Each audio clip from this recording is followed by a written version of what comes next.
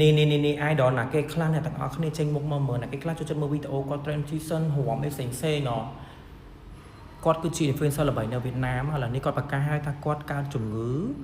មហារីកឈាមអូនៅក្មេងសោះឲ្យកើតជំងឺមហារីកឈាមអ្នកទាំងអស់គ្នាខ្ញុំគាត់តែស្ដាប់ហើយឡើង shock ហ្មងនិយាយទៅមូលហេតុដើមហេតុដែលគាត់កើតជំងឺមហារីកឈាមនោះដោយសារតែគាត់ចូលគេងប្រឡំនិយាយទៅគាត់ចូលគេងដល់យប់ជ្រៅហ្មងម៉ោង6 7ភ្លឺបានគាត់ចូលគេងហើយមួយទៀតគឺគាត់អត់ញ៉ាំទឹកសុទ្ធទេគាត់អត់ញ៉ាំទឹកសឯងគាត់តែងតែញ៉ាំជាមួយនឹង milk tea matcha អីផ្សេងមួយថ្ងៃ 4-5 កែវឥឡូវនេះគឺបណ្ឌិតហើយគឺលទ្ធផលចេញមកគឺគាត់កើតជំងឺមហារីកឈាមអញ្ចឹងយើងបកមកវិញមានន័យថាខ្ញុំនិយាយនេះខ្ញុំចង់ប្រាប់ទៅអ្នកដែលគាត់ចូលចិត្តចូលគេងយប់ចូលចិត្តញ៉ាំអីដែលវាថាប៉ះពាល់ដល់សុខភាពគ្រឿងកំប៉ុងគ្រឿងអីមីអីចឹងណាថែរក្សាសុខភាពឲ្យបានល្អខ្ញុំនិយាយមក account មួយទៀតហើយ account មួយនោះប៉ុន្តែចង់និយាយ account នេះទៀតដើម្បីឲ្យអ្នកដែលគាត់ follow ខ្ញុំនៅនេះគាត់ឃើញអញ្ចឹងណា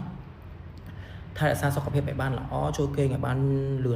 នញ៉ាំរបស់ healthy ហើយមួយទៀតញ៉ាំទឹកសុទ្ធយើងឲ្យបានច្រើនព្រោះថាជំងឺឥឡូវគឺកាចជំងឺឥឡូវគឺ